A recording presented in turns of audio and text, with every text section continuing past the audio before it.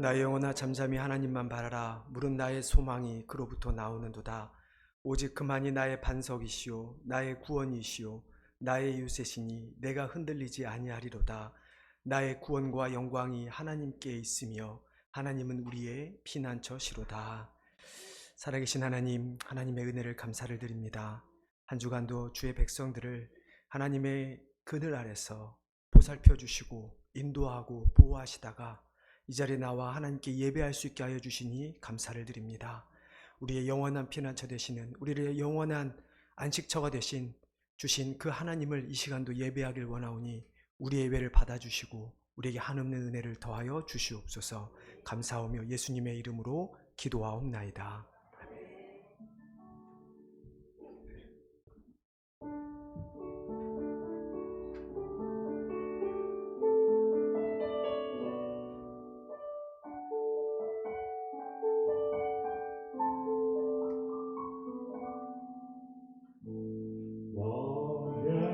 예수께 조용히 나가 내 모든 짐 내려놓고 주 십자가 사랑을 믿어 죄 사함을 너 받으라. 주 예수의 은혜를 입어 내 슬픔이 없어지리. 내 이웃을 사랑하여 너 받은 것 거저주라. 주 예수께 조용히 나가 내 마음을 쏟아놓아. 능히 보시는 주님 그 은혜를 베푸시리. 주 예수를 친구로 삼아 늘 내 옆에 모시어라. 그 영원한 생명새 보내 내 나를 목축이어라. 주 예수께 조용히 나가 내 마음을 쏟아놓아.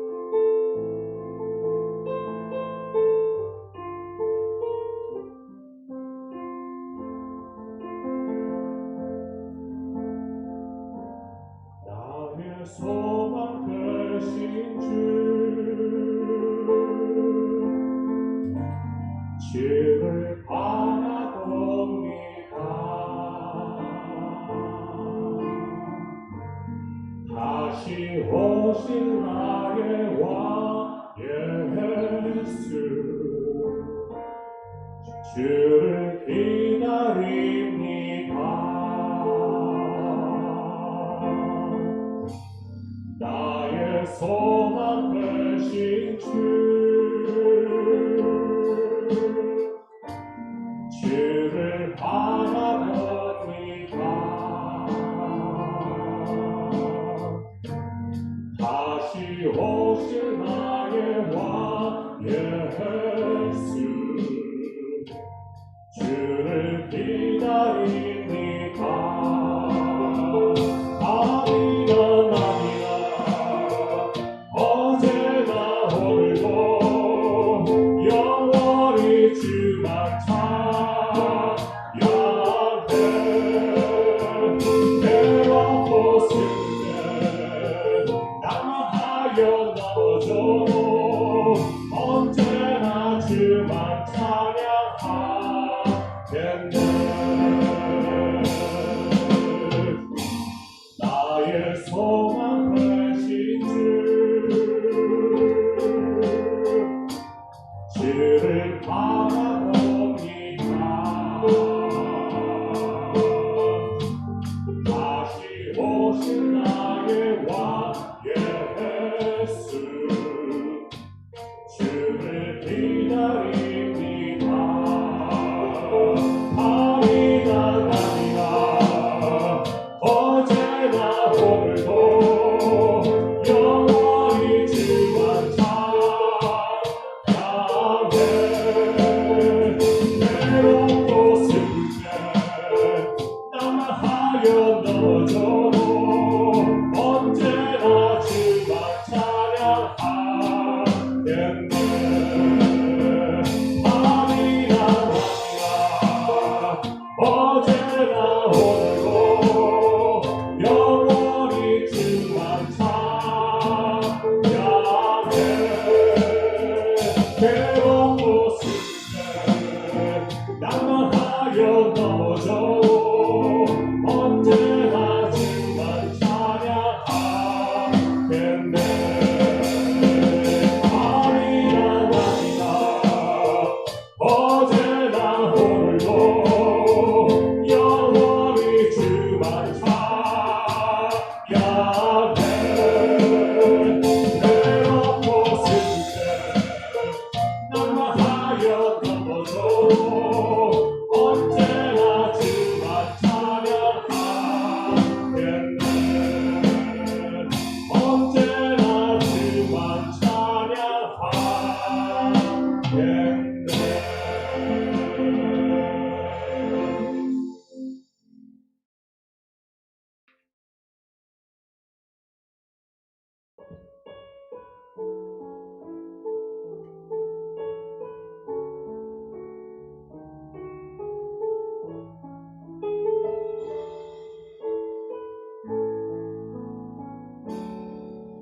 외로울 때 주님의 얼굴 보라. 영화의 주님 바라보아라. 세상에서 시달린 친구들아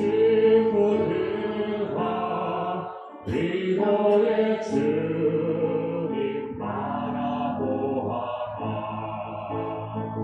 눈을 들어 주를 보아. 내 모든 경력 주께 맡겨라. 슬플 때에 주님의 얼굴 보아. 사랑의 주님 환신 주이다. 힘이 없고 내 마음 연약할 때 능력의 주님 바라보아라. 주의 이름 부르는 자는 힘주시고 늘 지켜주시니 눈을 들어 주를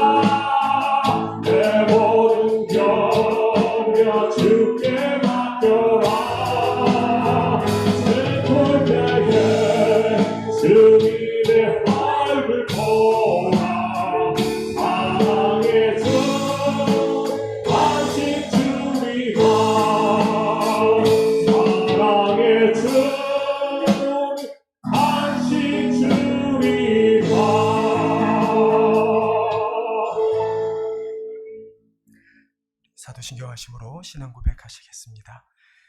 전능하사 천지를 만드신 하나님 아버지를 내가 믿사오며 그 외아들 우리 주 예수 그리스도를 믿사오니 이는 성령으로 잉태하사 동정저 마리에게 나시고 본디오 빌라도에게 고난을 받으사 십자가에 못 박혀 죽으시고 장사한 지 사흘 만에 죽은 자 가운데서 다시 살아나시며 하늘에 오르사 전능하신 하나님 우편에 앉아 계시다가 저희로서 산 자와 죽은 자를 심판하러 오시리라. 성령을 믿사오며 거룩한 공회와 성도와 서로 교통하는 것과 죄를 사하여 주시는 것과 다시 사는 것과 영원히 사는 것을 믿사옵나이다. 아멘. 교도문 24번 함께 교독하겠습니다. 하나님은 우리의 피난처시요 힘이시니 그러므로 땅이 변하든지 산이 흔들려 바다 가운데 빠지든지 바닷물이 솟아나고 뛰놀든지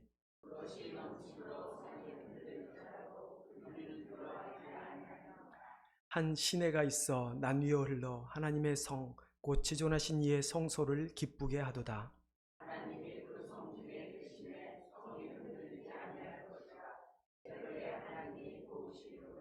그가 땅끝까지 전쟁을 쉬게 하시며 이르시기를 너희는 가만히 있어 내가 하나님 됨을 알지어다.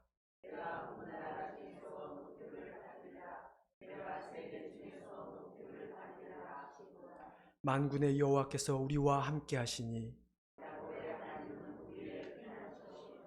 아멘. 이 시간에 한번 예배를 위해서 함께 기도하며 나아가겠습니다. 한 주간 우리가 지은 죄를 회개하고 또 우리를 그럼에도 불구하고 지켜주신 하나님의 은혜에 감사의 기도를 드리길 원합니다. 오늘을 핍박한 나라 중에 파키스탄을 위해 함께 기도하겠습니다. 파키스탄이 가지고 있는 신성 모독법이라고 하는 법으로 인해서 고통받는 크리스천들을 위해서 하루빨리 그 신성 모독법이 없어져서 마음껏 자유롭게 하나님을 예배할 수 있도록 또 이슬람으로 강제 개종하려는 도발로부터 하나님께서 크리스찬들 특별히 여성들과 소녀들을 보호해 주실 수 있도록 증가하는 박해 속에서도 성령의 능력으로 교회가 늘어날 수 있도록 이슬람 극단주의와 테러의 요새들이 무너져서 그 땅 가운데 하나님의 다스림만이 임할 수 있도록 이 시간 함께 기도할 때 김수용 집사님 나오셔서 예배를 위해서 기도해 주시겠습니다. 다 같이 기도하겠습니다. 살아계신 하나님, 하나님의 은혜를 감사를 드립니다. 하나님, 저희가 무엇이 간데 하나님 우리를 사랑하셔서 벌레만도 못한 우리를 위해 독생자 아들 예수 그리스도를 보내주시고 그로 말미암아 우리를 구원하여 주신 하나님의 은혜에 다시 한번 감사를 드립니다. 하나님 은혜가 그렇게 클진데 하나님 우리는 그 하나님의 은혜에 부응하지 못하고 하나님의 은혜에 감사하지 못하고 여전히 세상 속에서 머물며 살아가며 나의 욕심과 나의 욕망으로 죄를 짓고 있는 우리들의 모습죠. 하나님, 내가 하나님처럼 되고자 하는 그 모습 때문에 여전히 하나님을 멀리하는 우리의 모습들을 주의 용서하여 주시기를 간절히 바라곤 합니다. 하나님, 주의 사랑하는 백성들이 자신의 죄를 깨닫고 하나님 앞에 나와 기도할 때 하나님 용서하여 주시고 하나님 우리들의 다시 한번 하나님의 은혜를 더하여 주시기를 값없는 은혜를 더하여 주시기를 간절히 원합니다. 그래서 하나님, 우리가 이 땅에서 살아갈 수 있는 것이 오직 하나님의 은혜임을 고백하게 도와주시고 그저 우리가 바라봐야 할 것이 하나님을 바라보며 하나님의 말씀에 순종하며 살아온 우리의 모습이 될 수 있도록 도와주시기를 간절히 원합니다. 하나님, 그렇게 하는 백성이 이 자리에 나와 함께 예배하게 원하오니 하나님 예배 좌정하여 주시고 우리 예배를 받아주시고 하나님 은혜를 더하여 주시옵소서. 하나님, 우리에게 말씀하여 주시옵시고 말씀을 깨닫게 하여 주시옵시고 말씀을 깨닫는 우리들은 세상에 또 나가서 승리하며 살아갈 수 있는 능력 얻는 시간 될 수 있도록 도와주시기를 간절히 원합니다. 하나님, 이 시간 파키스탄을 위해 기도합니다.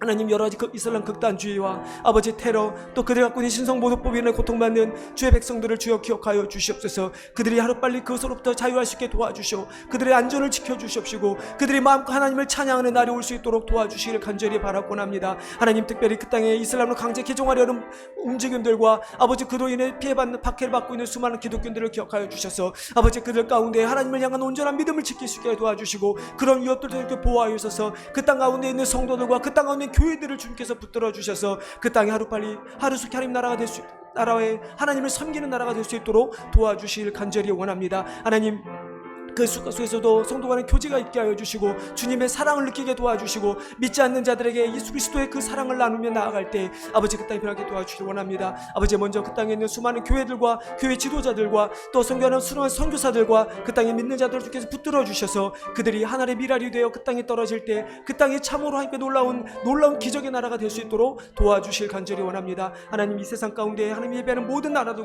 모든 교회들 주여 기억해 도와주시고 그런 예배를 주님께서 받아주시옵소서. 하나님 오늘도 우리 예배를 드렸으니 이 예배 가운데 주여 좌정하여 주시고 우리에게 은혜를 베푸실 간절히 원합니다.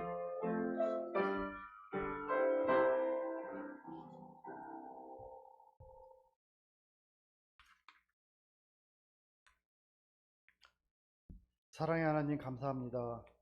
부족한 저희들을 성전에 거하게 하시며 찬양과 예배로 영광을 돌릴 수 있도록 하여 주시며 기도로 하나님과 소통할 수 있게 하여 주시는 하나님께 감사와 존귀와 영광을 돌립니다. 천지를 창조하시고 저희들의 삶을 주관하시는 하나님, 저희들은 간절히 소망합니다. 하나님과 함께 동행하는 삶을 통하여 은혜의 자리로 나아가기를. 허나 저희는 너무나도 연약하고 무지하여 마귀와 사탄의 권세에 늘 넘어지며 깨어지며 하루하루를 힘겹게 살아감을 고백합니다. 하나님을 바라보며 말씀에 의지하며 언행일치되는 삶을 살아야 하는데 그렇게 살지 못했음을 고백합니다.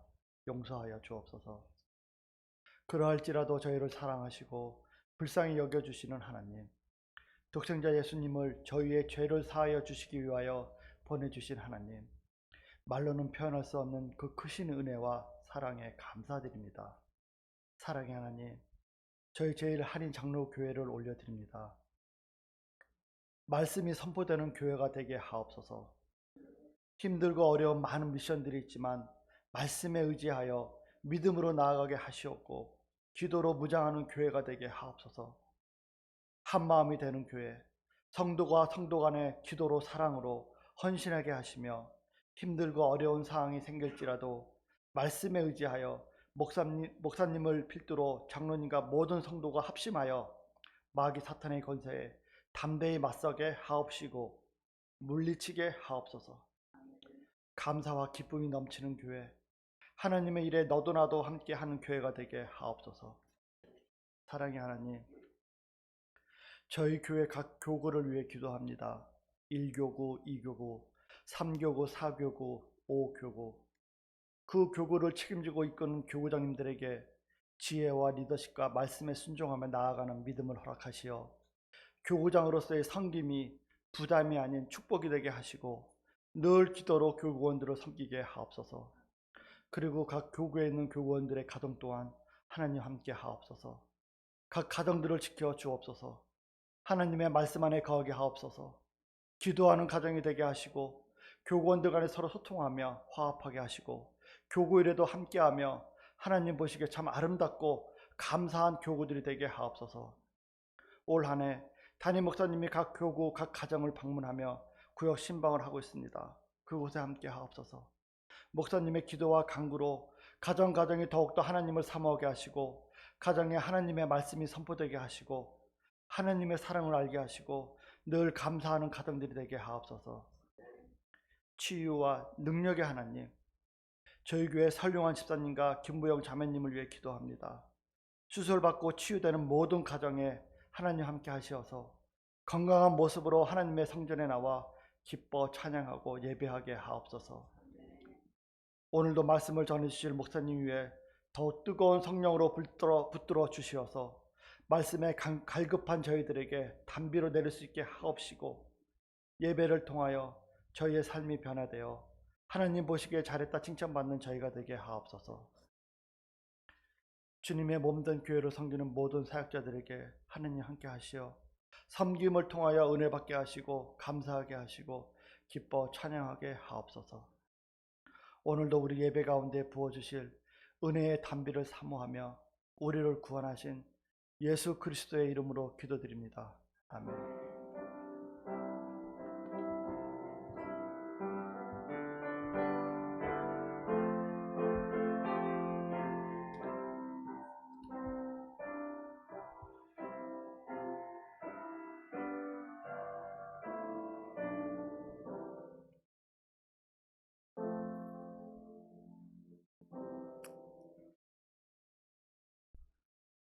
우리 한번 서로 인사하겠습니다. 잘 오셨습니다. 반갑습니다.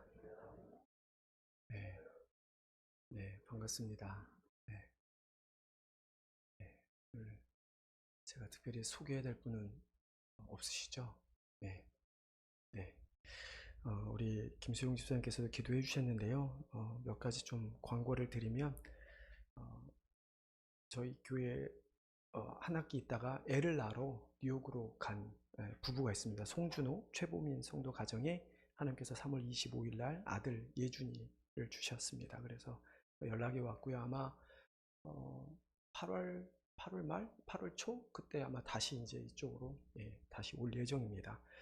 그리고 그때 이제 카톡에도 알려를 드렸지만 우리 김보영 자매님이 한국에서 종합검진을 하다가 담낭에 혹이 발견되어서 의사들은 일단 그 조직 검사를 먼저 하지 말고 먼저 떼내고 그 다음에 조직 검사를 하자고 해서 이제 한국 시간으로 여기 시간으로 오늘 저녁이죠.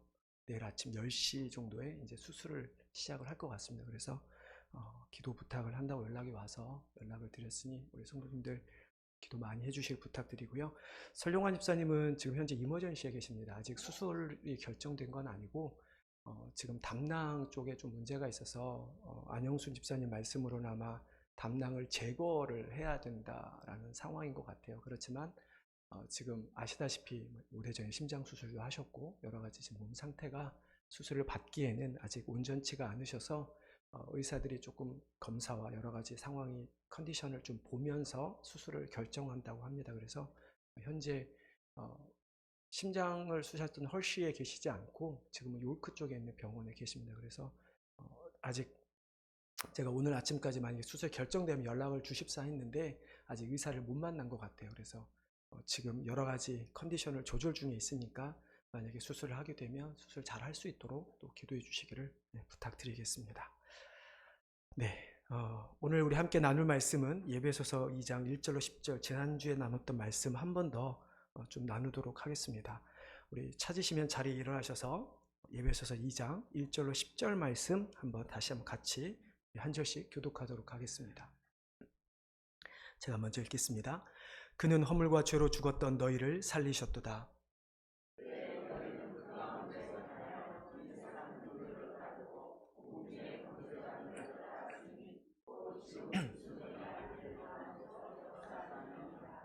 전에는 우리도 다 그 가운데서 우리 육체의 욕심을 따라 지내며 육체와 마음에 원하는 것을 하여 다른 이들과 같이 본질상 진노의 자녀이었더니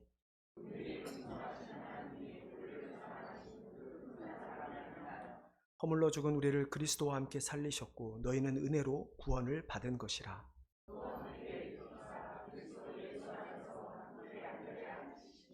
이는 그리스도 예수 안에서 우리에게 자비하심으로써 그 은혜의 지극히 풍성함을 오는 여러 세대에 나타내려 하심이라.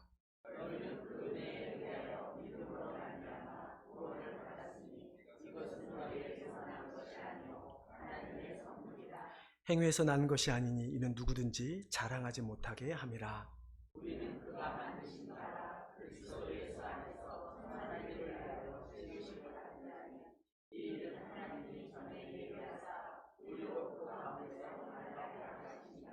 아멘. 네, 자리에 앉아주시기 바랍니다. 제가 한 번 더 기도하겠습니다. 하나님, 오늘도 우리를 이 자리로 불러 모아주시고 하나님께 예배할 수 있게 해주시니 감사를 드립니다. 특별히 우리가 예배를 올려드리는 가운데 이 시간 하나님께서 선포하시는 말씀을 우리가 듣기를 원합니다. 하나님, 사람의 말로 받지 않게 하여 주시고 하나님께서 우리 각자 마음 가운데 깨닫는 것들을 주시고 또 그 깨닫는 바를 또 실천하며 또 살아갈 수 있는 능력도 우리 가운데 허락하여 주셔서 우리가 참으로 이 땅에서 그리스도의 귀한 군사로 제자로 승리하는 백성들 되게 하여 주시옵소서. 감사하며 예수님의 이름으로 기도드리옵나이다.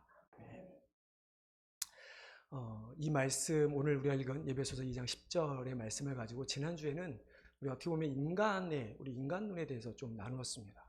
우리 인간이 어떻게 지음을 받았는가, 하나님께서 우리를 지으셨을 때 우리 하나님 형상대로 지은 하나님께서 우리에게 거룩한 품성을 주셔서 정말 하나님과 소통하며 하나님의 축복 가운데 살아가는 자들로 만들었는데 어느 순간 우리가 하나님의 은혜와 축복을 누리기보다는 그 하나님의 명령에 불순종함으로 죄를 범하게 된 인간들. 그래서 우리가 지난주 우리가 살펴 우리의 현실의 우리의 모습은 허물과 죄로 죽은 본질상 진노의 자녀가 될 수밖에 없는 우리의 모습에 대해서 말씀을 나눴습니다. 그러면 우리가 어떻게 허물과 죄로 죽게 되었는가? 그것은 우리가 오늘 말씀에 나와 있지만 우리가 공중의 권세 잡은 자, 세상의 불순종의 아들들 가운데 있는 역사하는 영, 즉 사탄 때문에 우리는 죄를 짓게 되죠.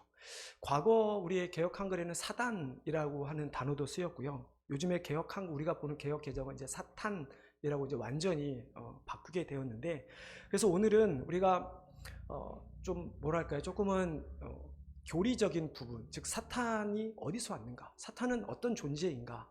그리고 하나님께서 우리에게 구원을 주신 그 하나님의 계획은 우리가 선물이라고 하는데 그 선물에 대해서 우리가 어떻게 생각해야 하는가에 대한 좀 그런 이야기들을 함께 오늘 말씀을 나누려고 합니다. 기독교가 아니더라도 요즘 세상에 많은 사람들이 쉽게 악마를 접하며 살아갑니다. 접한다 그래서 어떤 악마와 교감을 한다는 이야기는 아니고요. 요즘에 여러분 드라마나 영화, 만화, 우리 청년들 중에 게임을 좋아하는 게임 같은 데 보면 많은 악마들의 이름이 등장합니다. 우리도 모르게 많이 쓰인 이름들이 있는데요. 이 악마들에 대한 설은 참 많은 것들이 있습니다. 악마를 연구하는 악마학에서는 성경에 나와 있지 않죠. 솔로몬이 하나님께 주신 무슨 반지가 있어서 그 반지로 72 악마를 항아리에 봉해서 어디다 묻었는데 그걸 누가 어떻게 모르고 열어서 악마 나왔다 이런 설도 있지만, 우리는 오늘 성경에서 우리 인간들을 넘어지게 만든 그 사탄의 존재, 성경에 근거한 사탄의 존재를 좀 한번 살펴보고자 합니다. 그들은 어떻게 존재하게 되었고 그들은 누구이며 그들은 무엇을 하기를 원하는가? 성경에 근거한 사탄의 기원설은 두 가지가 있습니다. 하나는 천사 타락설이고 하나는 루시퍼설입니다. 보통 두 개가 연결되어 있는데요. 5세기 교부 중 한 사람이 이사야 14장에 보면 옛날에는 새벽별이라고 번역된, 지금은 계명성이라고 번역된 단어가 나옵니다. 이제 그 계명성이라고 하는 단어는 우리 지구에서 가장 가까운 금성을 해당하는 단어와 같은 비너스에 해당하는 단어인데, 그 단어가 번역되었을 때 새벽별 혹은 계명성 혹은 루시퍼 이런 이름들로 번역이 됩니다. 그러다 보니까 어느 학자가 어느 순간에 금성에 해당되는 그 단어를 써서 사단의 이름을 루시퍼라고 이름을 짓게 됩니다. 성경에 루시퍼라는 이름은 그렇게 등장을 하지는 않는데요.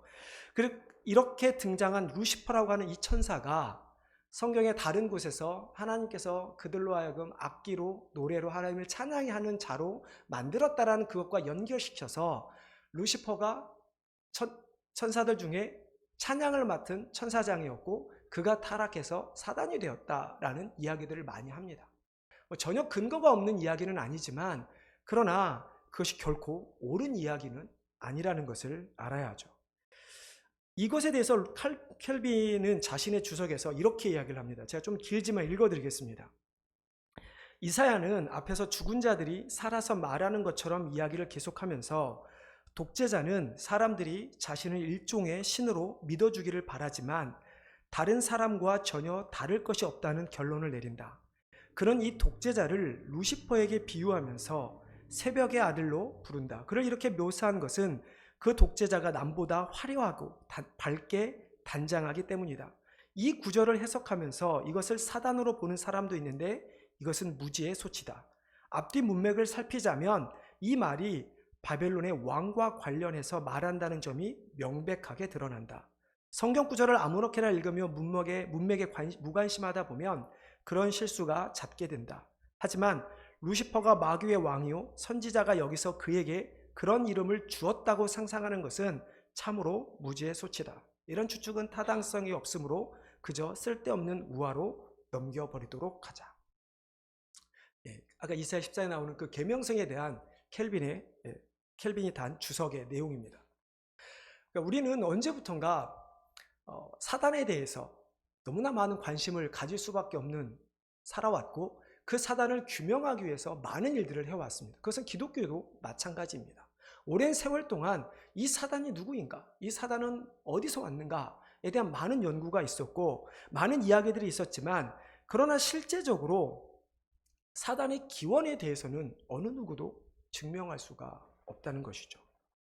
그래서 개혁주의 교의학자, 즉 기독교의 신학이나 어떤 교리 분야의 전문가에 해당되는 교의학자 중 하나인 베르가워가 이렇게 이야기를 합니다. 성경에서 죄와 사탄에 대한 언급은 기원이 아니라 단지 우리 인간에게 나타난 시작을 말하고 있을 뿐이고, 기원을 밝힌다는 자체가 불법이다. 그것들은 인간을 향해 신비에 가려 있을 뿐이다. 그럼 우리는 사탄에 대해서 무엇을 이해를 해야 하는 것일까요?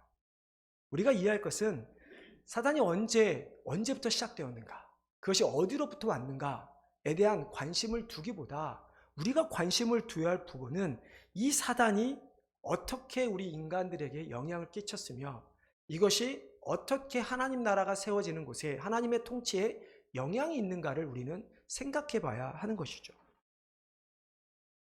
인간이 타락하게 된 부분만 간단히 살펴본다면 우리는 당연히 창세기로 올라갑니다. 아담과 하와가 선악과를 따먹게 되는 장면이죠.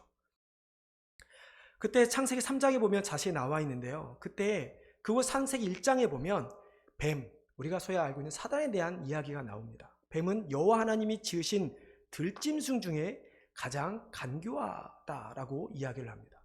그러면서 계시록 마지막에서 사도 요한에게 받은 계시에 대해서 사단이 어떻게 이야기를 하는가, 큰 용이 내쫓기니 옛뱀 곧 마귀라고 하고 사탄이라고도 하며 온 천하를 꿰는 자라. 그가 땅으로 내쫓기니 그의 사자들도 그와 함께 내쫓기니라 라고 말씀하고 있죠. 이 사단이라고 하는 단어가 성경에서 언제 가장 먼저 등장하냐면 실은 역대상에서 등장을 합니다. 히브리어에서 세탄이라는 단어가 등장을 하게 된 건데요. 거기에 보면 사탄이 일어나 이스라엘을 대적하고 다윗을 충동하여 이스라엘을 계수하게 하니라. 즉 하나님께서 이스라엘 백성들의 잘못을 보시고 그들을 치시려고 하시는데, 그때 사탄이라고 하는 존재가 일어나서 다윗으로 하여금 하나님 앞에 죄를 범하도록 충동하는 자로 등장을 하게 되죠.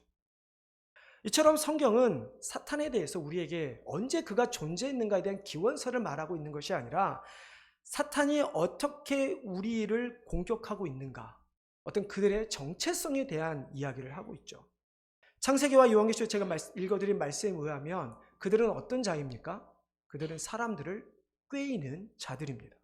간교한 자고 온 천하를 속이는 자들을 사단이라고 성경은 말씀하고 있죠.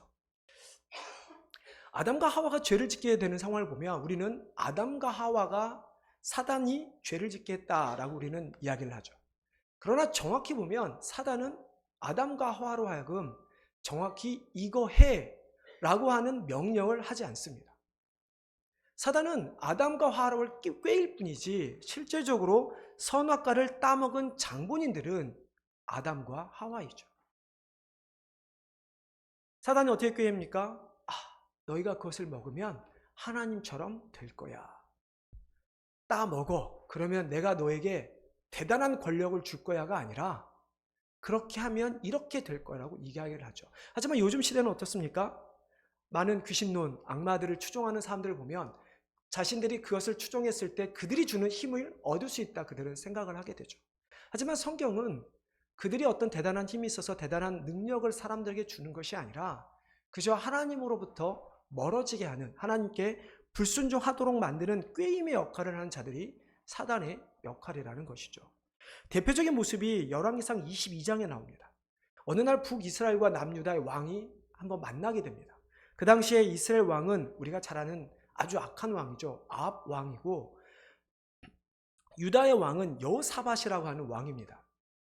어느 날 둘이 이제 모여서 이야기를 하는 가운데 이스라엘 왕 아합이 여호사밧의 이야기를 합니다. 우리가 저 아람 왕의 손에서 라못이라고 하는 예전에 이스라엘 백성의 땅이었던 그 땅을 다시 빼앗아오자라고 이야기를 합니다. 그러면서 아합이 여호사밧에게 우리 같이 싸웁시다. 그러자 여호사밧이 이렇게 이야기를 하죠. 내가 당신과 함께 싸우겠습니다. 그런데 이것이 하나님께로부터 온 뜻인지 우리가 물어봐야 되지 않겠습니까? 라고 하면서 선지자들을 불러 모읍니다. 400명가량을 불러 모읍니다. 그리고 그들에게 이야기를 하죠. 우리가 올라가서 싸우랴. 그때 400명의 선지자들이 이런저런 말로 올라가 싸우십시오. 이기실 겁니다. 근데 이 여호사밧이 뭔가 불안했는지 잘 모르겠습니다. 성경에 정확히 나와 있지는 않습니다. 하지만 아합에게 다시 묻습니다. 다른 선지자가 없습니까?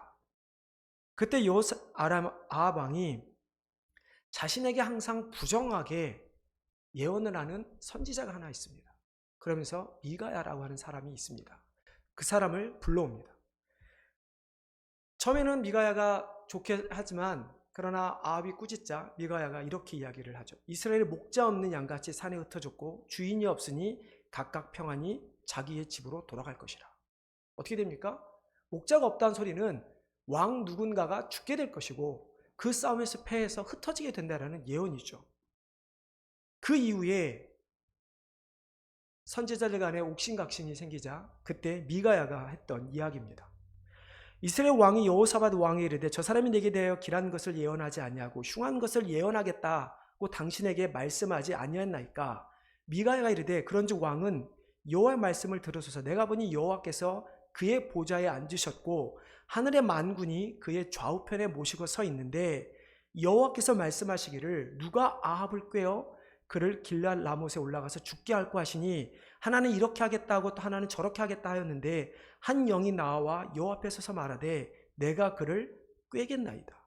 여호와께서 그에게 이르시되 어떻게 하겠느냐. 이르되 내가 나가서 거짓말하는 영이 되어 그의 모든 선지자 입에 있겠나이다. 여호와께서 이르시되 너는 꾀겠고 또 이루리라. 나가서 그리하라 하셨은즉 이제 여호와께서 거짓말하는 영을 왕의 이 모든 선지자 입에 넣으셨고 또 여호와께서 왕에 대하여 화를 말씀하셨나이다.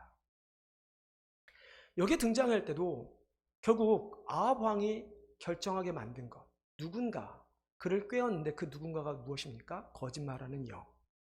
결국 사단이 우리에게 하는 것은 어떤 우리에게 죄를 짓게 하는 본질적인 명령을 내리는 것이 아니라 우리로 하여금 끊임없이 하나님을 의심하게 하고 끊임없이 우리의 욕망을 일으키고 그래서 끊임없이 우리로 하여금 죄를 짓게 만들도록 꾀이는 역할을 한다고 하는 것이죠. 그렇기 때문에 우리 생각에는 그러면 우리가 지은 죄 우리 때문이 아니라면 우리는 그렇겠죠. 만약에 우리가 사단 때문에 죄를 지었다. 그러면 우리는 하와처럼 해야 합니다. 하나님, 이 사단이 우리의 죄를 짓게 했으니 우리를 멸하실 것이 아니라 하나님 이 사단을 멸해 주십시오 라고 하는 것이 어떻게 보면 우리 인간의 올바른 합당한 요청일 수도 있습니다. 하지만 성경은 뭐라고 이야기합니까? 성경은 우리 인간을 향해 너희가 본질상 진노의 자녀, 너희가 하나님 앞에 불순종했고 너희가 죄를 지었다라고 성경은 말씀하고 있죠. 그러면 어떤 사람은 또 그럴지도 모르겠습니다. 하나님께서 선악과를 왜 만드셨는가? 이런 이야기는 계속 많이 해왔던 것 같습니다. 하나님께서 우리를 만드셨을 때 우리 인간의 축복은 하나님과 교제하는 겁니다. 하나님과 함께 사랑하는 것입니다. 그러면 하나님께서 선악과를 두었을 때 아담과 하와는 선악과를 바라보며 뱀에게 꾀임을 당하기 전에는 어떤 생각을 했을까요? 그들이 그것을 바라보며 그래 나도 하나님처럼 돼야지. 저걸 먹으면 내가 하나님의 능력이 생길 수 있어. 이렇게 생각을 했을까요? 아니죠. 그걸 보면서 그들은 끊임없이 하나님, 자신의 주인, 자신의 창조주인 하나님을 떠올렸고 그것을 보면서 하나님과의 관계를 합당하게 지킴을 통해서 하나님께서 자기와 함께 하신다는 것을 누리며 살았던 조건으로 선악과가 그곳에 있었을 뿐입니다. 하지만 사단은 너희가 그걸 먹으면 눈이 밝아져 하나님같이 되리라 라고 하는 그 욕망을 자극했을 때 인간은 하나님과 동행할 때 가장 행복한 것을 넘어 이제 자신들 스스로가 행복을 찾고자 노력하기 시작합니다. 하나님 없이도 자신들만으로 행복할 수 있기를 바라기 시작합니다.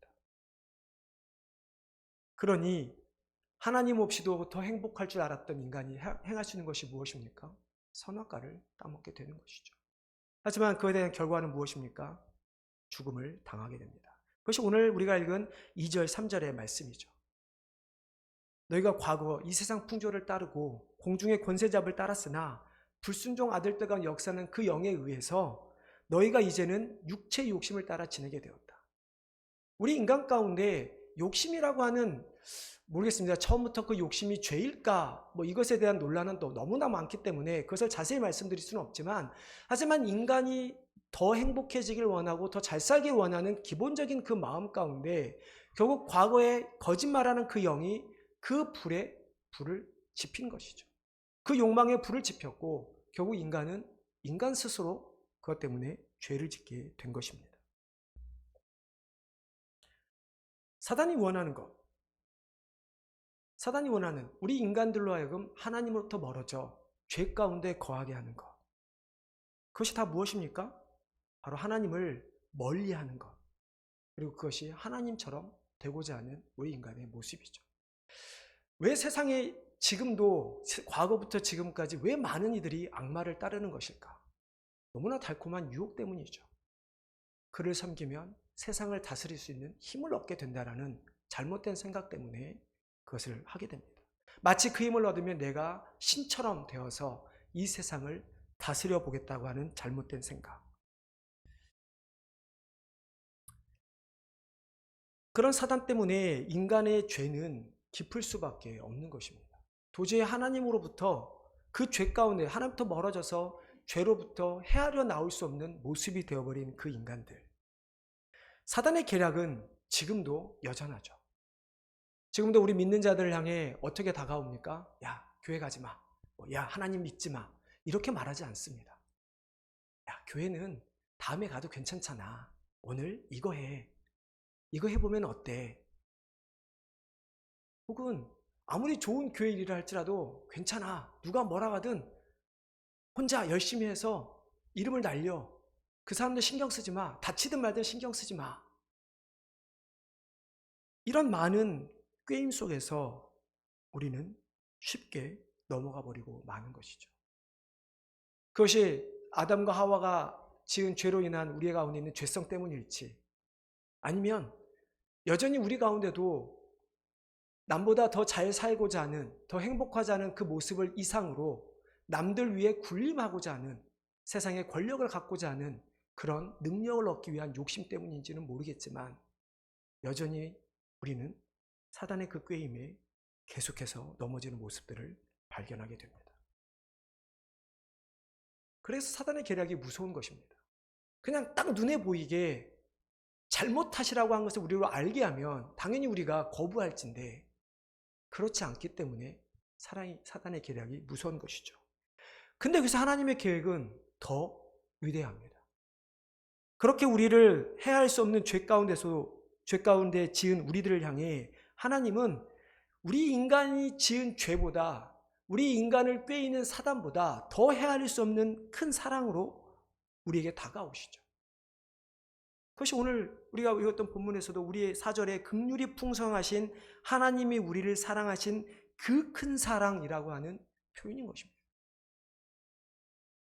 어떻게 보면 하나님께서는 이미 이 모든 것을 알고 계셨겠죠.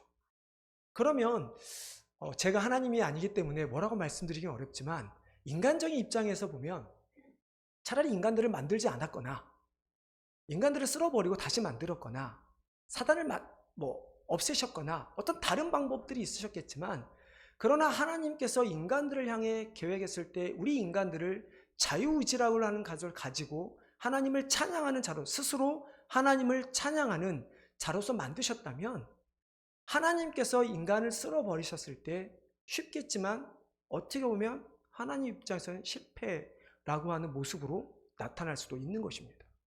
그래서 하나님은 그런 우리 인간들이 실패가 아니라 그런 인간들을 다시 세우셔서 하나님의 영원한 백성으로 삼으시기 위해 하나님은 우리를 향해서 긍휼이 풍성하신 사랑을, 큰 사랑을 우리에게 베풀어 주신 것입니다.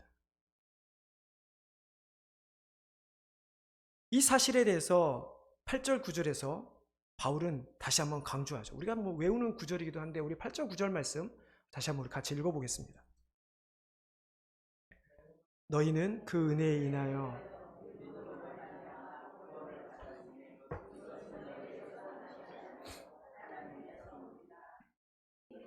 난 것이 아니니 이는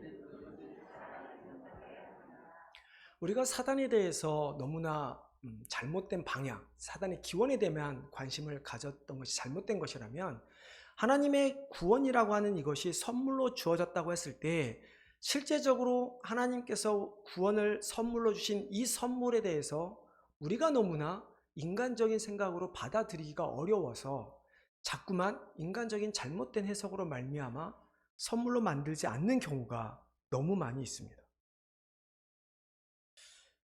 우리가 분명히 확신을 가져야 하는 것은 우리가 구원을 받은 것은 우리의 행위가 아니라 오로지 하나님의 선물, 하나님의 은혜임을 우리는 기억해야 합니다. 여러분 믿으십니까? 근데 우리가 이단 하면 실은 분명한 이단은 너무 구별하기가 쉽습니다. 뭐 예를 들어 예수님이 하나님이 아니시다. 그렇죠? 하나님과 아니면 예수님이 인간이 아니셨다. 이런 것들은 너무나 분명하죠. 혹은 성경이 틀렸다. 뭐 성경에 오류가 있다. 이런 것도 분명합니다. 삼위일체 하나님을 부인한다. 이 세 가지 내용에 대해서는 어느 누구도 반박하기가 어렵습니다. 그래서 요즘 우리가 가끔 뭐 기독교 진영에서 자유주의 혹은 진보주의라는 말도 기독교에서 쓰게 되는데요. 이것은 정확히 말하면 어떤 분은 그러더라고요. 잘못된 표현이다. 그들이 하나님이 예수님의 신성, 예수님의 인성을 부인하는데 어떻게 기독교의 한 갈래라고 볼 수 있는가? 그것은 기독교가 아니다라고 이야기를 합니다. 어떻든 이런 식의 이단은 구분하기 쉽지만 우리가 오늘 읽은 하나님께서 우리에게 선물로 주신 이 구원에 대한 이해가 쉽지가 않습니다. 정말 내가 이 선물로 받았던 것을 믿고 우리는 나가야 되는데 이것에 대해서 우리를 흔들리게 하는 일들이 너무나 많죠. 예를 들면 행위에 대해서 우리가 구원의 노크를 봤을 때 율법을 지켜야 한다. 뭐 갈라디아서 성도들한테 했던 바울의 지적했던 일들이죠. 그것에 대해서 우리가 믿어야 할 것은 그리스도께서 십자가에 피 흘려 죽으심으로 우리의 죄에 대한 우리가 하나님의 진노의 자녀에서 벗어난 하나님의 영원한 자녀가 되었다고 우리는 믿어야 하는데 어떤 사람들은 그리스도께서 이 땅에 오셔서 인간이 지킬 수 없는 율법, 하나님께 준 율법을 완벽하게 지켜서 하나님의 의를 이루었고 그 의가 우리에게 전가되어서 우리도 율법을 지킨 것처럼 되어서 구원을 받았다라고 이야기를 합니다. 여러분 그럴듯하지 않습니까? 조금 다를 뿐입니다. 그리스도의 십자가로 말미암아 우리가 의롭게 된 것이 아니라 이것도 맞는 이야기죠. 그리스도께서 모든 율법을 지키심으로 하나님 앞에 의를 이루심을 통해서 우리가 의인이 되었다. 조금 다르지만 분명히 다른 이야기입니다. 그것뿐만이 아닙니다. 하나님의 은혜가 다 은혜를 내리시는 거지만 그럼에도 불구하고 어떤 사람들은 우리의 승낙이 있어야 된다고 이야기합니다. 왜 그럴까요? 왜냐하면 우리가 전도를 하는데 결국 우리가 그 사람이 구원을 어떻게 받았는가 우리는 구원에서 나만 생각을 해야 되는데 우리는 자꾸 다른 사람에 대한 관심이 있습니다. 그러다 보니까 복음을 전하고 그들이 받아들여서 교회로 와야 그들이 구원받았다라고 생각을 합니다. 즉 우리 하나님이 되려고 한다면 되게 만들려고 한다면 우리가 하나님의 은혜를 받아들일 수 있어야 한다라는 이야기죠. 그것 때문에 마치 우리가 배우자를 맞이하듯이 하나님의 은혜를 내가 동의해서 받아들일 때 우리는 구원을 받을 수 있다라고 이야기를 한다라는 것이죠. 그래서 심지어는 하나님께서는 우리의 동의 없이는 반대로 우리를 구원하실 수 없다라고 생각합니다. 이뿐만이 아닙니다. 회심 준비론이라는 것도 있습니다. 우리가 행위 언약에서 은혜 언약, 즉 과거의 구약에서 하나님께서 십계명을 통해서 내 백성으로 삼겠다는 행위 언약과 예수 그리스도를 믿음으로 말미암아 구원을 받는다는 은혜 언약 사이에 이것이 넘어가기 위해서는 뭔가 중간에 해결될 수 없는, 설명할 수 없는 것이 있다는 것이죠. 이것을 설명하기 위해서 학자들은 무엇라고 이야기하는가?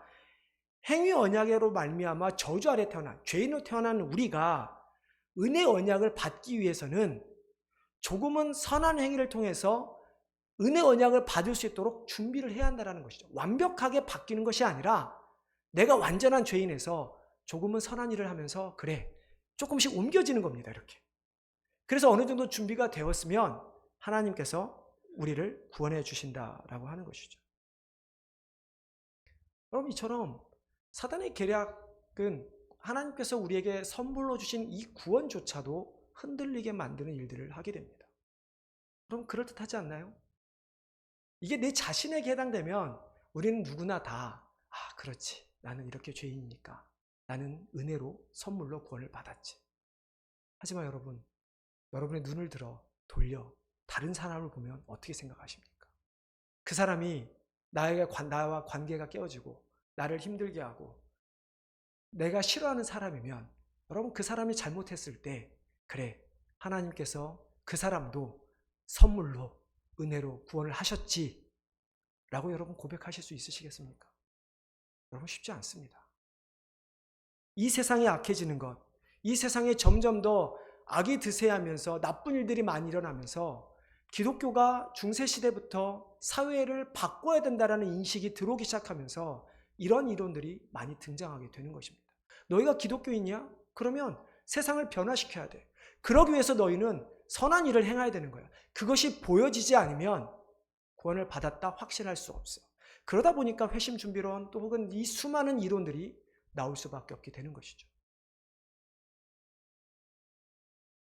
하지만 하나님의 계획은 사단이 아무리 우리를 넘어뜨리려고 수많은 계획을 세운다 할지라도 우리 인간들이 그 사단의 계략에 빠지지 않을 수 없기 때문에 그것을 이길 수 없기 때문에 하나님은 자신의 능력으로 선물로 우리에게 구원을 베풀어 주신 것이죠.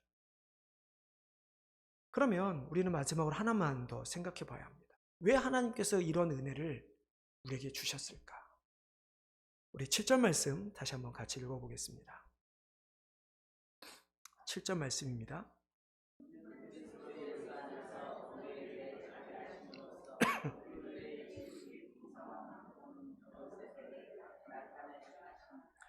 예, 10절 말씀도 같은 이야기인데요. 우리말로 하면 여러 세대라고 되어 있는데 영어로 보면 오는 세대입니다. coming generation.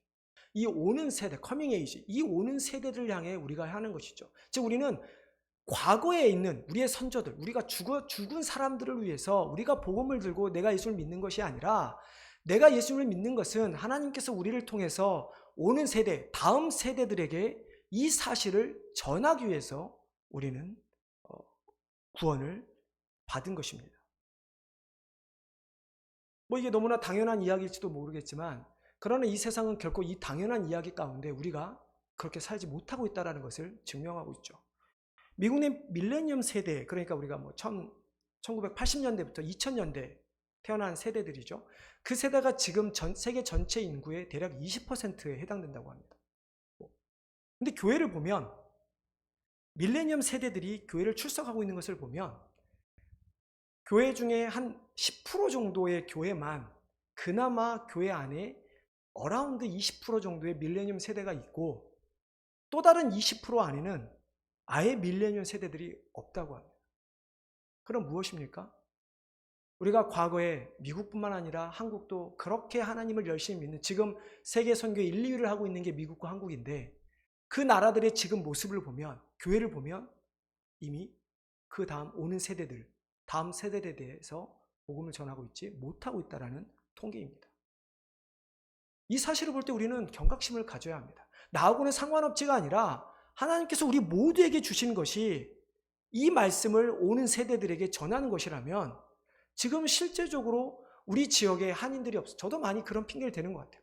이 지역에 한인들이 없으니까 우리는 어쩔 수 없어 라고 하는 우리는 핑계들 대지만 결코 우리도 이 사실에서 이 통계에서 우리들의 잘못을 벗어날 수가 없다라고 하는 것입니다. 한국 장로교, 전체 기독교가 아니라 장로교 내에 청년들의 퍼센트가 얼마나 되는지 아십니까? 조금 한 몇 년 전 이야기인데요. 기껏해야 이제 5%입니다. 젊은이들이 교회를 떠나는 게 누구 잘못일까요? 목사들이 싸워서 그럴까요? 장로님들이 싸워서 교회가 분열되기 때문에 맞죠. 하지만 누구 한 사람의 잘못이 아니라 우리 모두의 잘못입니다. 제가 미국에 와서 신학교 다니기 전부터 이제 한국에 대한 소식을 뉴스를 볼 때마다 실은 저는 기독교 뉴스를 좀 많이 봤어요. 신문들을 많이 봤는데 미국에 와고 나서도 한 10년 넘게 지금도 비슷하죠. 한 10년 정도는 진짜 그 한국 기독교 신문에서 좋은 소식을 찾기는 정말 어려웠습니다. 대부분 다 안 좋은 이야기들이에요. 뭐가 어쨌다, 누가 싸웠다, 어디에서 이상한 일이 있었다. 기독교 신문에도 불구하고 교회에 대해서, 기독교에 대해서 안 좋은 이야기들을 계속 실는 거예요.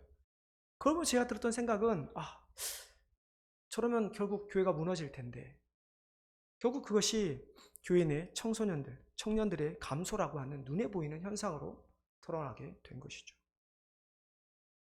여러분, 가정의 불화가 왜 생깁니까?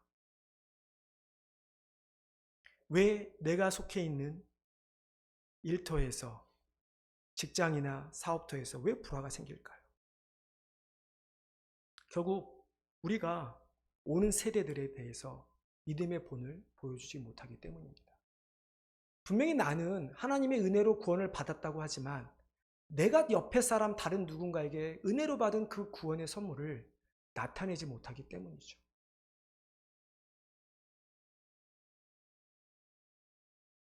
사단의 계략을 부수고 하나님의 계획에 따라 우리는 구원을 선물로 받았습니다. 그리고 우리가 구원의 선물을 받은 것은 우리를 구원하시기 위해 독생자를 이 땅에 보내신 하나님의 그 놀라우신 계획, 그리고 주님께서 십자가 죽으심과 부활하심을 통해서 그 계획을 이루심을 통해서 승리하심으로 우리가 그 승리를 세상에 알리기 위해서 우리를 택하여 주셨다는 이야기죠. 그렇기 때문에 우리는 그리스도 안에서 선한 일을 행해야 합니다. 우리가 선한 일을 통해서 그리스도의 사랑 안에 은혜에 들어가는 것이 아니라 은혜를 받았기 때문에 그리스도의 선한 일, 즉 그리스도를 전하는 일을 우리는 해야 되는 것입니다. 성경에서 선한 일은 우리가 말하는 착한 일들이 아닙니다. 좋은 곳에 섬기고 좋은 곳에 도네이션하는 일들이 아니라 그리스도를 전하는 것이 유일한 우리에게 할 수 있는 선한 일이라고 성경은 이야기하죠. 이것이 창세전부터 사단의 아무리 계획을 세워서 우리를 넘어뜨린다 할지라도 하나님께서 그것보다 더 큰 뜻으로, 더 큰 사랑으로 세워놓으신 하나님의 섭리, 하나님의 계획이죠. 그러면 이제는 우리는 그렇게 살아가야 합니다. 우리가 사단에 대해서 그들이 어디서 왔는가, 그것이 누군가가 궁금할 것이 아니라 그들이 여전히 우리를 꿰고 있다는 사실을 우리가 지각해야 되는 것이고, 그 가운데 그 계략을 물리칠 수 있는 유일한 길은 하나님의 말씀, 예수 그리스도밖에 없다는 것을 깨닫고 우리는 세상을 향해 그 그리스도를 모르는 사람들을 향해 그리스도를 전하는 것이 우리의 사명이 되어야 하는 것이죠. 이러한 하나님의 계획에 따라서 정말 우리의 삶에서, 우리 교회를 통해서, 우리 성도님을 통해서 우리의 말과 행실로, 우리의 마음으로, 우리의 몸으로 그리스도의 그 사랑을, 하나님의 놀라우신 이 계획을 세상에 전하는 귀한 우리 성도님들과 교회가 되시기를 주님의 이름으로 축원합니다. 하나님, 참 언제부턴가 우리를 넘어뜨리는 사단의 계략 앞에